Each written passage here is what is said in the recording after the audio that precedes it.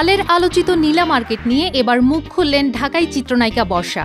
হাঁসের মাংসের স্বাদের কারণে আলোচিত এই মার্কেট নিয়ে তিনি জানালেন নিজের আগ্রহের কথা। সম্প্রতি সাংবাদিকদের সঙ্গে আলাপকালে বর্ষা বলেন তিনি খুব শিগগিরই নীলা মার্কেটে যাবেন। তার এই মন্তব্য সামাজিক যোগাযোগ মাধ্যমে নতুন করে আলোচনার জন্ম দিয়েছে। বর্ষা বলেন তিনি শুনেছেন নীলা মার্কেটের হাঁসের মাংস বেশ মজার, তাই স্বাদ নেওয়ার ইচ্ছা রয়েছে। কয়েকদিন আগে স্থানীয় সরকার উপদেষ্টা আসিফ মাহমুদ সজীব ভুঁইয়ার বক্তব্যে নীলা মার্কেট ঘিরে দেশ জুড়ে আলোচনার ঝড় উঠে। তিনি জানিয়েছিলেন মাঝে মাঝে রাতে হাঁসের মাংস খেতে সেখানে যান এবং মার্কেট বন্ধ হয়ে গেলে গুলশানের হোটেল ওয়েস্টিনে যান। তারপর থেকেই এই স্থানটিকে ঘিরে কৌতূহল বেড়েছে জনমনে।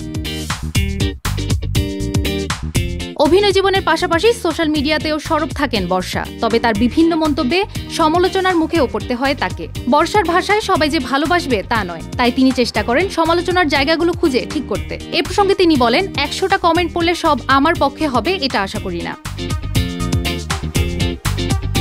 সাক্ষাৎকারে উঠে আসে স্বামী অনন্ত জলিলের প্রসঙ্গ। বর্ষা জানান অনন্ত একেবারেই বাঙালি ধাঁচের মানুষ। ডায়েট করলে পুরোপুরি ডায়েট করেন, আবার ডায়েট না করলে প্রতিদিন তার বাঙালি খাবার চাই।